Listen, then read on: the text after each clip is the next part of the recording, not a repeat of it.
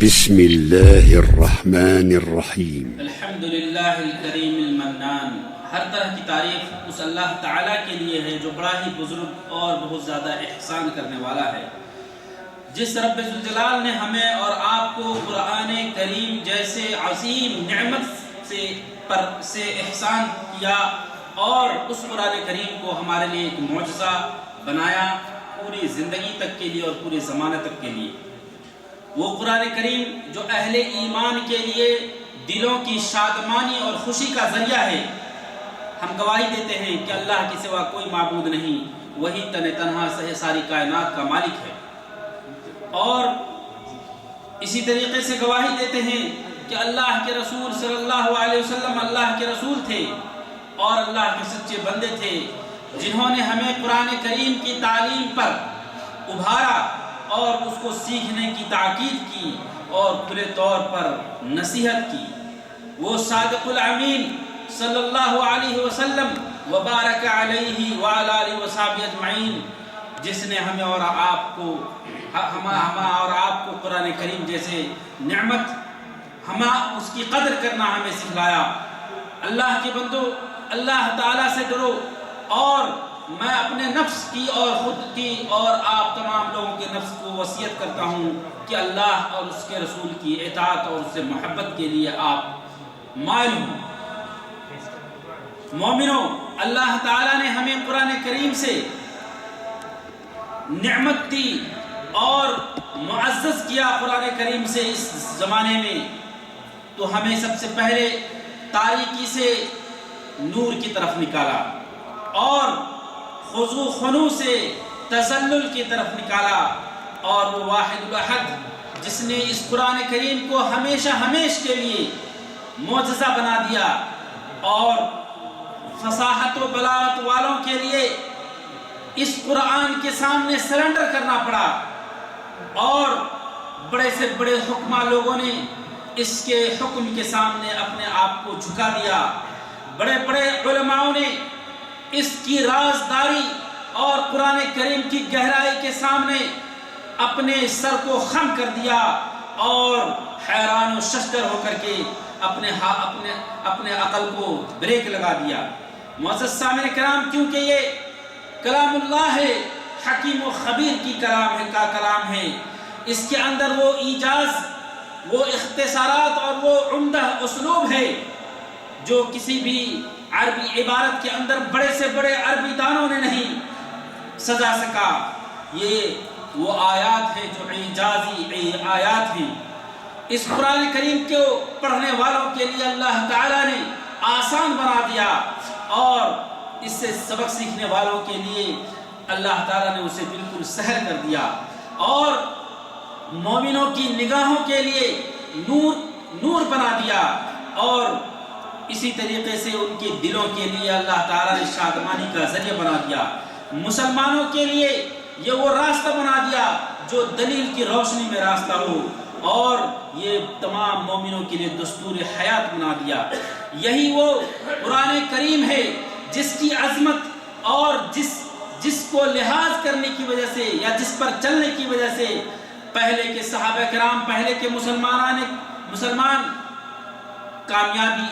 اور کامرانی حاصل کی اور عزت حاصل کیا، اس دنیا کے اندر ہر طرح کی سرخروئی حاصل کی، اور اسی لیے اس کو کہا گیا کنتم خیر امت اخرجت للناس، کہ تم سب سے بہتر امت ہو اور لوگوں کی بھلائی کے لیے نکالے گئے ہو۔ اور یہ دنیا میں جینا بہت ہی آسان ہے، لیکن اس قرآن کریم کو اپنے اوپر اس کی ذمہ داری کو اٹھا کر کے چلنا یہ بہت ہی مشکل تو ہے، لیکن اس کا اجر و ثواب بھی اسی قدر اور اسی طرح سے بڑا بھی ہے۔ اللہ تعالیٰ نے فرمایا لو انزلنا هذا القرآن على جبل لرأيته خاشعا متصدعا من خشية اللہ، کہ اگر اس قرآن کریم کو ہم کسی پہاڑ پر نازل کرتے تو آپ دیکھتے کہ یہ قرآن مارے خوف و ڈر کے ریزہ ریزہ ہو جاتے اللہ کے خوف سے۔ معزز سامعین کرام، کسی غزوے میں اللہ کے نبی صلی اللہ علیہ وسلم نے ایک مہاجر اور انصار کو نگراں اور حارس بناتے ہیں فوج کا۔ وہ دونوں باہر نکل کر کے نگرانی کرنے لگتے ہیں، اتنے میں ایک مہاجر کو نیند آنے لگتی ہے، وہ کہتے ہیں کہ میں جب تک لیٹتا ہوں تم جاگتے رہو، اور اسی طریقے سے دونوں نے باری لگا رکھی تھی۔ لیکن انصاری شخص نماز میں مشغول ہو جاتے ہیں اور مہاجر سو جاتے ہیں، دشمن آتا ہے اور تیر چلاتا ہے، یہاں تک کہ انصاری کو تیر لگتی ہے، انصاری صحابی نے اس کو نماز ہی کی حالت میں اس کو نکال کر کے پھینک دیتے ہیں، لیکن اپنے ساتھی کو نہیں بیدار کرتے ہیں، یہاں تک کہ 3 بار دشمن نے تیر چلائی، تیسری بار جب تیر چلائی اس وقت مہاجر کی آنکھ کھلتی ہے، مہاجر صحابی کہتے ہیں کہ سبحان اللہ، تم مجھے پہلی بار جب تمہیں تیر لگی تمہیں اسی وقت مجھے جگانا چاہیے۔ تو کہتے ہیں کنت فی سورۃ اقرأھا، میں ایک سورت کی تلاوت کر رہا تھا، میں نماز میں مشغول تھا، مجھے اچھا نہیں لگا کہ میں اس سورت کے اندر یا قرآن کریم کی تلاوت کے درمیان میں قطع کروں، کاٹوں اور میں تمہیں جگاؤں اور میرے اور قرآن کریم کے درمیان قطع تعلقی ہو۔ یہ صحیح حدیث ہے۔ وَمَن يُعَظِّمْ شَعَائِرَ اللَّهِ فَإِنَّهَا مِن تَقْوَى الْقُلُوبِ، جو شخص بھی اللہ کے شعار، قرآن کریم جو سب سے بڑا شعار ہے، اس کی عزت کرتا ہے تو سمجھ لیجیے وہ دل کی تقوی کی وجہ سے ہے، یعنی اس کے دل کے اندر اللہ تعالیٰ کا خوف اور اللہ تعالیٰ کی عظمت اور اللہ کے شعار کی عظمت بھرا ہوا ہے۔ معزز سامعین کرام، یہ قرآن کریم جو شعار الہیہ ہے اور اللہ تعالیٰ نے کیا ہی سچ کہا ہے، وَإِنَّهُ فِي أُمِّ الْكِتَابِ لَدَيْنَا لَعَلِيٌّ حَكِيمٌ، کہ بے شک یہ قرآن کریم ہمارے پاس بڑے ہی بلندی اور حکمت کے ساتھ ہمارے پاس ام الکتاب میں ہے۔ ابن کثیر رحمۃ اللہ علیہ کہتے ہیں کہ اللہ تعالیٰ نے اس قرآن کریم کو ملائے اعلیٰ میں شرف بخشا، اور اس کو اس کی جو بھی عزت کرے گا اور اہل ارض میں سے جو بھی اس کی اطاعت کرے گا، اللہ تبارک و تعالیٰ پر گویا کہ اس شخص کی تعظیم کرنا واجب ہو جاتا ہے، یعنی اس کو مکرم کرے گا اللہ تعالیٰ قیامت کے دن۔ اور جس شخص نے بھی اس قرآن کریم کو ہلکا سمجھا، گھٹیا سمجھا یا اس کے طرف کوئی انتباہ نہیں دیا، تو اجماع مسلمان ہے یا علماء کی اجماع کے ساتھ یہ بات واضح ہے کہ وہ کافر ہے۔ معزز سامعین کرام، ان صدق التعظیم یکون بصدق اخبارہ، کہ اگر آپ سچے معنوں میں قرآن کریم کو سچا مانتے ہیں تو جتنے بھی خبریں قرآن کریم کے حوالے سے آتی ہیں ان خبروں کو آپ پورے طور پر سچا مانیں، اور جتنے بھی اوامر اللہ تعالیٰ نے احکام اس کے اندر نازل کیے ہیں اس کی پورے طور پر آپ حکم بجاوری کریں، اور جن نواہی سے اس قرآن کریم نے روکا ہے ان سے پورے اپنے زندگی کے اندر اس کو بحال کریں اور ان سے روکیں۔ اللہ تعالیٰ نے فرمایا کتاب انزلناہ الیک مبارک لیدبروا آیاتہ ولیتذکروا اولو الالباب، کہ یہ وہ کتاب ہے جسے ہم نے مبارک بنا کر کے اتارا تاکہ لوگ اس کے اندر تدبر کریں اس کے آیات کے اندر، اور اس سے نصیحت وہی لوگ حاصل کرتے ہیں جو صاحب عقل ہیں۔ اور قرآن کریم کی تعظیم میں سے ہے کہ انسان اس کو جنبی حالت میں نہ پڑھے، ناپاکی کی حالت میں نہ پڑھے،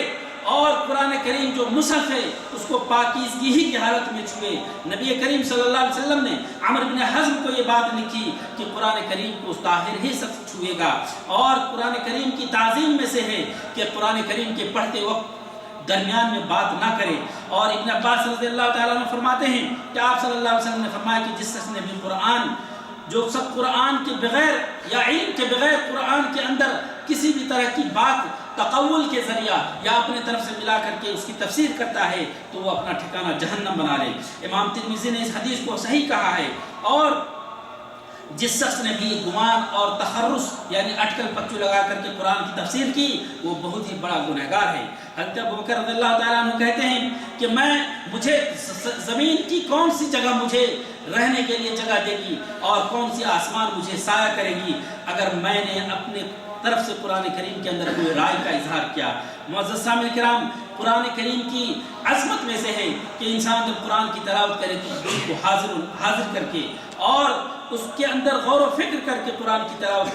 کرے۔ نبی کریم صلی اللہ علیہ وسلم نے فرمایا کہ تم دیکھو گے ایک وقت ایسا آئے گا کہ یخرج فیکم قوم تحترون صلاتکم کہ ایک ایسی قوم آئے گی ایک زمانے میں کہ تم اپنے سامنے اپنی نماز کو ان کے آگے حقیر سمجھو گے، یعنی تمہیں لگے گا کہ وہ بڑے نمازی اور بڑے خضوع والے ہیں اور تم اس کے مقابلے میں بہت ہی کمتر ہو. تم ان کے روزوں کو اپنے روزے کے مقابلے میں اپنے آپ کو بڑا کمتر سمجھو گے اور ان کا عمل تمہیں بہت ہی اچھا لگے گا. وہ قرآن تو پڑھیں گے لیکن ان کے حناجر ان کے گلے سے نہیں اترے گا، اور وہ ایسے ہی یمرقون من الدین کما یمرق السهم من الرمیہ، کہ جس طریقے سے تیر دھنوش سے نکل جاتا ہے، کمان سے نکل جاتا ہے، ایسے ہی وہ دین سے نکل جائیں گے. یعنی قرآن پڑھنے میں تو بڑی لطافت ہوگی، بڑی لذت لے کر کے اور بڑے خوبصورت طریقے سے قرآن کریم کی تلاوت کریں گے، لیکن ان کے اندر وہ سچائی نہیں ہوگی جو قرآن کے معنی اور قرآن کے مفہوم ان کے دلوں کے اندر اترے اور اس پر عمل کرے. گویا کہ وہ قرآن کی تلاوت تو کریں گے، اہل ایمان اور اہل اسلام اہل قرآن تو کہلائیں گے، لیکن قرآن پر ان کا عمل نہیں ہوگا، قرآن کے معانی پر ان کا تدبر نہیں ہوگا، قرآن نے جو کچھ حکم دیا ہے اس سے ان کو کوئی واسطہ نہیں ہوگا، قرآن کریم نے جسے انہیں رکنے کا آرڈر دیا ہے اس سے ان کو کوئی مطلب نہیں رہے گا، اور وہ صرف قرآن کریم کی تلاوت کریں گے. تو اس کے بارے میں حضور اکرم صلی اللہ علیہ وسلم نے فرمایا کہ دین سے بڑی آسانی سے نکل جائیں گے، انہیں پتہ بھی نہیں چلے گا. معزز سامعین کرام، آپ کا کیا خیال ہے کہ یہ قرآن کریم جس کا ایک طرف ایک کنارہ پورا اللہ تعالیٰ کے ہاتھ میں ہے اور دوسرا کنارہ ہم انسانوں کے ہاتھ میں ہے، تو جو شخص بھی اس عظیم قرآن کریم کو تلاوت کرے یا پڑھے تو چاہیے کہ پورے تفرق کے ساتھ، یعنی ہر افکار یا ہر طرح کی سوچ و فکر اور ہر طرح کی مشغولیات سے اپنے آپ کو فارغ کر کے پھر قرآن کریم کی تلاوت کے لیے آپ بیٹھیں. اللہ کے بندو، قرآن کریم کی تعظیم میں سے ہے کہ آپ جدل کو، جھگڑے کو چھوڑ دیں. اور عبداللہ ابن عمر رضی اللہ تعالیٰ عنہ کہتے ہیں کہ ہم نے دیکھا کہ نبی کریم صلی اللہ علیہ وسلم نے کچھ لوگوں کو قرآن کے اندر اختلاف کرتے ہوئے دیکھا، تو اللہ کے رسول صلی اللہ علیہ وسلم ان کے پاس آئے اس حال میں کہ بہت ہی غضبناک تھے، اور فرمایا انما هلك من كان قبلكم باختلافهم في الكتاب، کہ تم سے پہلے کے لوگ اسی لیے ہلاک کر دیے گئے کیونکہ وہ اپنی کتاب یا آسمانی کتاب جو ہوتی تھی اس کے اندر اختلاف چاہتے تھے. قرآن کریم کی تعظیم میں سے ہے کہ انسان اس قرآن کریم کے ذریعے سے تکسب، یعنی اس کے ذریعے لوگوں کی واہ واہی کو حاصل کرنا نہ مطلوب رکھے. بہت سارے لوگ پیسے حاصل کرنے کے لیے، قرآن خوانی کے لیے یا قرآن کی تلاوت کر کے لوگوں کو اعجاب پیدا کرنے کے لیے، خوش کرنے کے لیے کرتے ہیں. اس سے منع کیا گیا ہے، بلکہ قرآن کریم کے اندر یہ آپ کے اندر ہو کہ من قرأ القرآن فلیسأل اللہ، جو قرآن کریم پڑھے تو صرف اللہ سے سوال کرے. فإنه يجيء أقوام يقرؤون القرآن يسألون به الناس، کہ ایک قوم آئے گا جو قرآن کریم کے ذریعے سے لوگوں سے سوال کرے گا یا دسترازی کرے گا یا لوگوں کے اندر واہواہی کرے گا. معزز سامعین کرام، اللہ تعالیٰ کی ہم پناہ چاہتے ہیں ان جیسے لوگوں سے ہونے کے لیے. مومنوں، قرآن کریم کی تلاوت ایمان اور عمل کے لیے ہو، قرآن کریم کی تلاوت ایمان اور عمل کے لیے ہو. اللہ تعالیٰ نے کہا ان هذا القرآن يهدي للتي هي اقوم، کہ بے شک یہ قرآن ہدایت دیتا ہے اس راستے کی طرف جو سب سے ٹھوس اور مضبوط ہے. تو جب آپ قرآن کریم کو پڑھتے ہیں اور آپ کو ہدایت نہیں ملتی ہے، گویا کہ آپ قرآن کے اندر تدبر کر کے نہیں پڑھتے. اور وَيُبَشِّرُ الْمُؤْمِنِينَ الَّذِينَ يَعْمَلُونَ الصَّالِحَاتِ أَنَّ لَهُمْ أَجْرًا كَبِيرًا. اور یہ قرآن کریم تلاوت کرنے والے وہ نیک لوگ ہوتے ہیں کہ جب پڑھ رہے ہوتے ہیں اسی وقت ان کے دل کے اندر وہ خوشی محسوس ہوتی رہتی ہے، کیونکہ یہ قرآن ان مومنوں کو خوشخبری دے رہا ہوتا ہے ان کے نیک عمل کرنے کی وجہ سے، اور ان کے لیے بہت بڑا اجر ہے. اللہ تبارک و تعالی ہمیں برکت عطا کرے اس قرآن کریم کے اندر. معزز سامعین کرام، قرآن کی عظمت میں سے ہے کہ آپ جو اس کے ٹکڑے ہوں یا پھٹے ہوں اس کو جمع کر کے ان کے حوالے کریں جو اس کے ذمہ دار ہیں، یا مستودع خیری وغیرہ میں دے دیں. قرآن کریم کی اہمیت اور عظمت دینے میں سے یہ ہے کہ آپ اس کو ذرا زمین سے اوپر رکھا کریں، خاص طور سے اگر جو زمین اچھی زمین نہ ہو یا ناپاک جگہ ہو. اسی طریقے سے قرآن کی عظمت میں سے ہے کہ آپ اپنے پاؤں کو اس کی طرف نہ پھیلائیں. قرآن کی عظمت میں سے یہ ہے کہ آپ اپنے پیٹھ کو اس کی طرف نہ کریں. قرآن کی عظمت میں سے یہ ہے کہ آپ اس کے اندر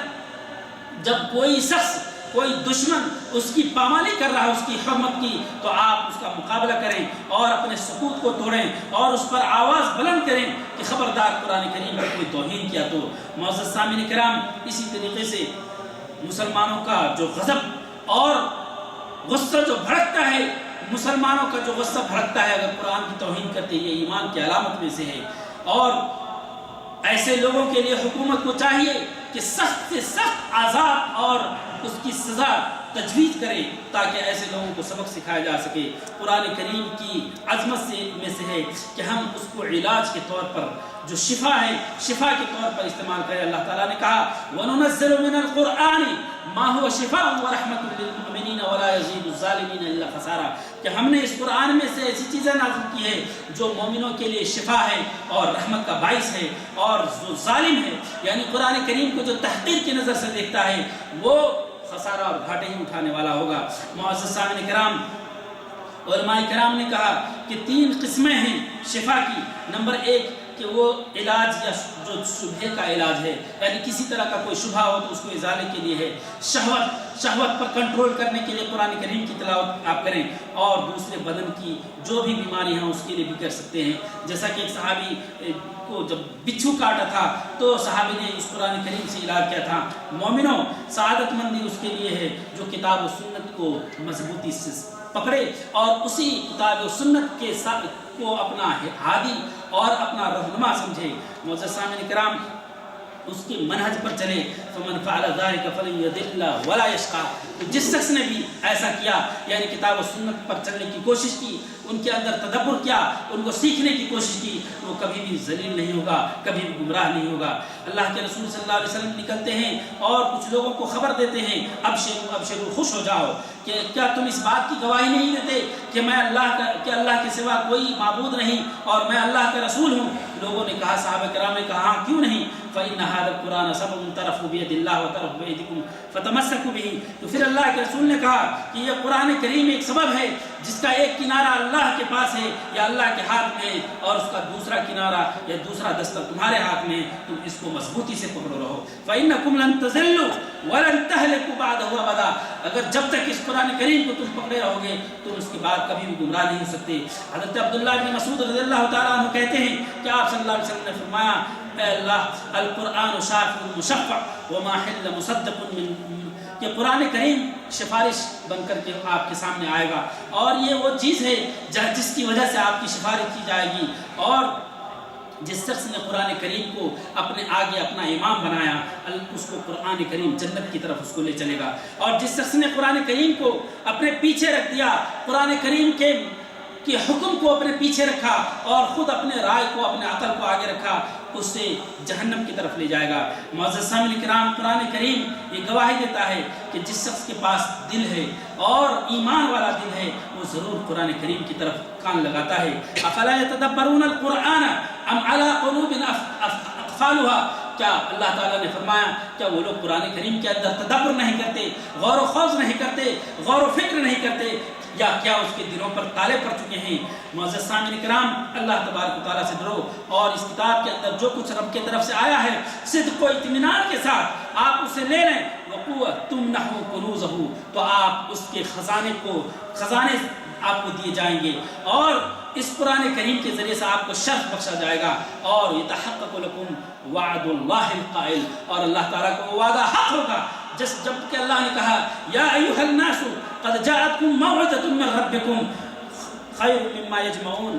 وشفاء لما فی الصدور، کہ اے مومنوں تمہارے پاس اللہ تعالیٰ کا وہ موعظہ اور نصیحت آ گیا رب کی طرف سے جس کے اندر شفا ہے اور سینے کے لیے اور مومنوں کے لیے ہدایت کا باعث ہے، اور کہا قل بفضل اللہ وبرحمتہ